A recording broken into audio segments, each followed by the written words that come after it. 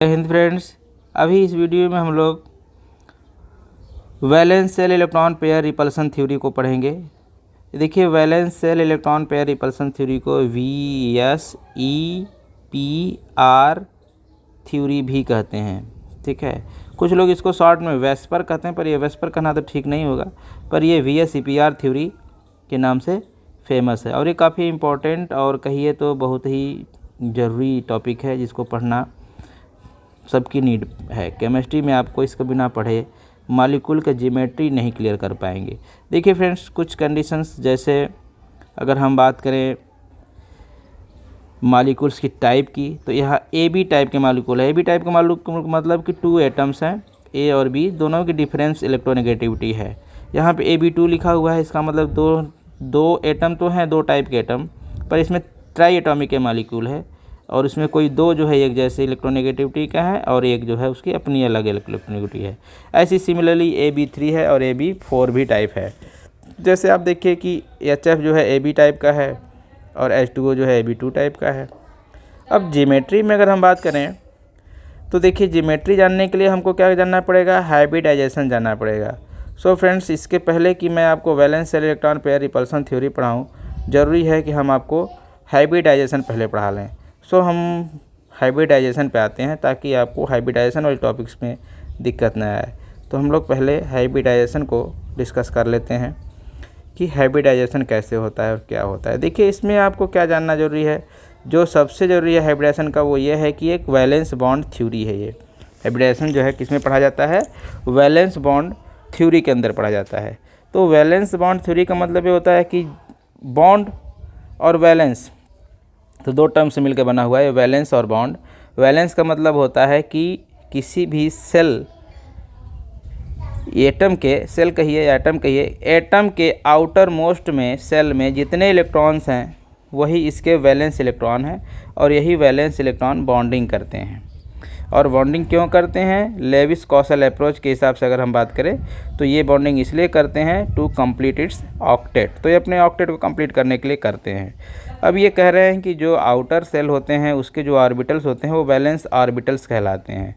और उसमें देखिए फ्रेंड्स कि यह जो इंट्रोड्यूस किया गया है, ये हिटलर और लॉन्डन द्वारा जो किया गया है, यहाँ पे आप देख सकते हैं हिटलर और लॉन्डन डेवलप इसको किए हैं थ्योरी को। पॉलिंग्स और कुछ अदर ने भी इस पर डिस्कशन किया और काफ़ी हद तक इसको आगे बढ़ाया। तो इसमें अगर हम लोग कंसीडर कर लें 2 हाइड्रोजन एटम्स को, जैसे कि एक हाइड्रोजन A है और एक हाइड्रोजन जो है एटम B है, ये दोनों हाइड्रोजन एटम्स हैं। ठीक है, तो अब इस एटम के, हाइड्रोजन एटम के बारे में तो आप जानते हैं ना, हाइड्रोजन एटम के बारे में आप जानते हैं कि एटम एक ऐसा एटम है जिसमें 1 प्रोटॉन और 1 इलेक्ट्रॉन है। तो अगर इसके प्रोटॉन को हम लोग Na कहें और इसके इलेक्ट्रॉन को क्या कहें, Ea कहें, किसके, A के प्रोटॉन और A के इलेक्ट्रॉन को, और B के प्रोटॉन को क्या कहें, Nb कहें, और इलेक्ट्रॉन को क्या कहें, Eb कहें। सो देखिए होता क्या है, एक चीज़, नई चीज़ आपको मिलता है, यहाँ मिलेगा। इसमें होता ये है फ्रेंड्स कि जो इलेक्ट्रॉन होते हैं, देखिए बॉन्डिंग कैसे होता है। बॉन्डिंग अभी तक हमने पढ़ा कि इसके इलेक्ट्रॉन शेयर करते हैं, जैसे कि ये इलेक्ट्रॉन है ना, जैसे ये यहाँ पे एटम इसके इलेक्ट्रॉन है, यहाँ पे एटम इसके इलेक्ट्रॉन है, इनके बीच में बॉन्डिंग हो जाती है। तो इलेक्ट्रॉन से बॉन्डिंग नहीं करता है। एक्चुअली होता ये है कि यहाँ का प्रोटॉन, यहाँ का इलेक्ट्रॉन और यहाँ का प्रोटॉन, यहाँ का इलेक्ट्रॉन, तो इलेक्ट्रॉन के प्रोटॉन के बीच में और इस प्रोटॉन के और इस इलेक्ट्रॉन के बीच में अट्रैक्शन फोर्स क्रिएट होता है। इसकी वजह से यहाँ पे बॉन्डिंग क्रिएट होती है, न कि इलेक्ट्रॉन की बॉन्डिंग होती है। वैलेंस बॉन्ड थ्योरी का कॉन्सेप्ट कहता है। तो इसमें देखिए आपको क्या चीज़ देखना है, जैसे कि पॉइंट फर्स्ट इसमें क्या देखना है कि nucleus of 1 atom and its own electron, then Na, Nb and Nb Eb। Na का मतलब क्या है, Na proton of A atom and Nb का मतलब है proton of B atom, Ea का मतलब है इलेक्ट्रॉन ऑफ A एटम और Eb का मतलब है इलेक्ट्रॉन ऑफ B एटम, यहाँ पे। ठीक है, ये रहा। अब आगे देखिए, second thing, nucleus of 1 atom and electron of other atom. इसमें क्या है, अट्रैक्शन फोर्स क्रिएट हो रहा है कि nucleus of one atom, proton कहाँ होता है, न्यूक्लियस में होता है, तो न्यूक्लियस और इलेक्ट्रॉन के बीच में भी अट्रैक्शन होता है। आप यहाँ पे ये चीज़ समझिए कि जैसे कि कोई एक एटम है तो इसका ये न्यूक्लियस है, तो न्यूक्लियस में प्रोटॉन होगा और उसके बाहर इलेक्ट्रॉन होगा, तो अट्रैक्शन फोर्स दो जगह काम कर रहा है। अगर ये दूसरा एटम है, यहाँ भी एक प्रोटॉन है और यहाँ भी एक इलेक्ट्रॉन है, तो इसमें दो तरह का अट्रैक्शन फोर्स क्रिएट हो रहा है। एक तो यह बी है और यह ए है, तो एक इसके प्रोटॉन और इसके इलेक्ट्रॉन, मतलब ए के प्रोटॉन और बी के इलेक्ट्रॉन में अट्रैक्शन है, साथ ही बी के प्रोटॉन और ए के इलेक्ट्रॉन में अट्रैक्शन है। एक अट्रैक्शन फोर्स यहाँ पे काम कर रहा है। और सेकेंड अट्रैक्शन फोर्स क्या कर रहा है कि एटम ए के प्रोटॉन और एटम ई के इलेक्ट्रॉन के बीच में भी अट्रैक्शन है, और एटम बी के प्रोटॉन और ई के प्रोटॉन इलेक्ट्रॉन बी के प्रोटॉन और बी के इलेक्ट्रॉन में अपना अट्रैक्शन फोर्स है। तो ये attraction force intra atomic attraction force है, और अगर एक दूसरे से कर रहे हैं दूसरे एटम से तो इंटर एटॉमिक अट्रैक्शन फोर्स है। इसी तरह से रिपल्सन भी तो होगा। रिपल्सन कैसे होगा, रिपल्सन देखिए, जैसे एटम ए है, इसका इलेक्ट्रॉन हुआ और इसका प्रोटॉन हुआ, ये एटम बी है, ये इलेक्ट्रॉन हुआ, ये प्रोटॉन हुआ, तो इलेक्ट्रॉन इलेक्ट्रॉन के बीच में रिपल्सन और प्रोटॉन प्रोटॉन के बीच में रिपल्सन होगा कि नहीं होगा, ठीक है। तो ये एक रिपल्सन तो ये हुआ। और इलेक्ट्रॉन ऑफ एटम ए, यहाँ पे इलेक्ट्रॉन है, यहाँ पे इलेक्ट्रॉन है, तो एटम ए के इलेक्ट्रॉन एटम बी के इलेक्ट्रॉन को रिपल्स करेंगे और एटम ए का प्रोटॉन बी के प्रोटॉन को रिपल्स करेगा, तो एक दो तरह का यहाँ पे रिपल्सन भी क्रिएट हो रहा है। तो इस तरह से रिपल्सन और अट्रैक्शन दो तरह के फोर्स क्रिएट होते हैं।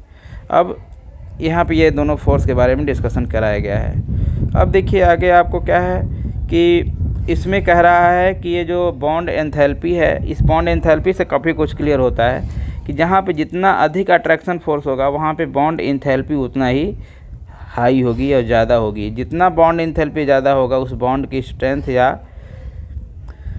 मजबूती उतनी ही ज़्यादा हो जाती है। तो ऑर्बिटल ओवरलैप कॉन्सेप्ट जो है इस वैलेंस बॉन्ड थ्योरी का मेन कॉन्सेप्ट है। अब इसमें आपको ये चीज़ जानना पड़ेगा कि ऑर्बिटल्स क्या हैं। तो देखिए ऑर्बिटल्स क्या हैं कि ऑर्बिटल एक तरह का 3 डायमेंशनल स्ट्रक्चर है।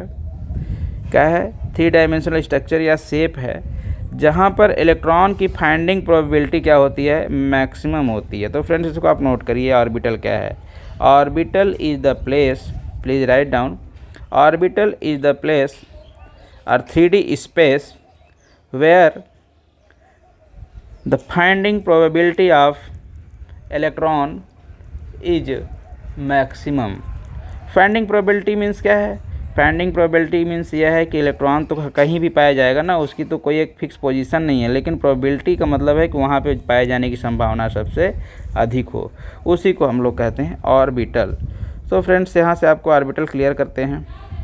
अब ऑर्बिटल जो होते हैं वो कैसे कैसे होते हैं, देखिए आप इसको पढ़े होंगे, फिलहाल देख लीजिए। तो ऑर्बिटल जो होते हैं S P D F, S orbital spherical होता है, P ऑर्बिटल ऐसे डंबल की तरह होता है, D ऑर्बिटल जो होते हैं ऐसे डबल डंबल्ड होते हैं, और F ऑर्बिटल जो है अनडिफाइंड ज्योमेट्री होती है। अभी तक इसकी ज्योमेट्री डिफाइन नहीं की जा सकी या बनाई नहीं जा सकी है।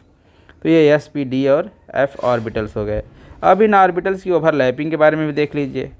तो इसकी ओवरलैपिंग जो है कैसे होती है,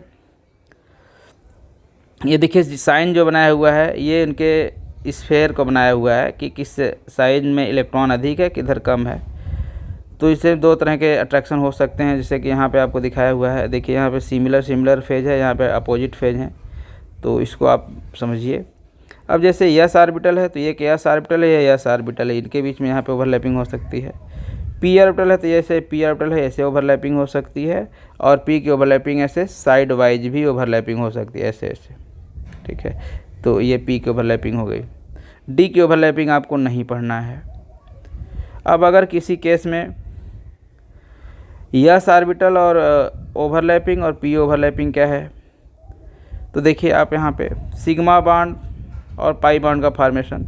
तो अगर सिग्मा का मतलब ये होता है कि इंड टू इंड ओवरलैपिंग, ठीक है। सिग्मा का मतलब होता है इंड टू इंड ओवरलैपिंग, अगर कहीं इंड टू इंड ओवरलैपिंग हो रहा है तो उसको हम लोग क्या कहेंगे, सिग्मा बॉन्डिंग कहेंगे।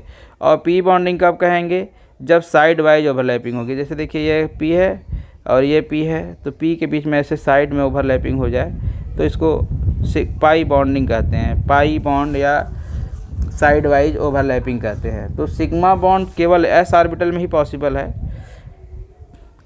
अगर एस ऑर्बिटल पी से जुड़े तो भी सिग्मा बॉन्ड हो सकता है, और एस से जुड़े तो भी हो सकता है। अब पी का भी सिग्मा बॉन्ड हो सकता है, जैसे ये पी है तो ये पी है, तो ये इंड टू इंड ओवरलैपिंग हो गई यहाँ पे, तो यहाँ पर भी सिग्मा हो सकता है। तो इस तरह से सिग्मा और पाई बॉन्ड्स बनते हैं। तो अभी तक के लिए बस इतना ही रखते हैं कि आपको सिग्मा और पाई बॉन्ड की ओवरलैपिंग कॉन्सेप्ट क्लियर हो गई है, और आप इसके स्ट्रक्चर को बना करके आप हमको रिप्रेजेंट कराइए। फिर मैं आगे इसके बारे में आगे बताऊंगा। तब तक के लिए जय हिंद।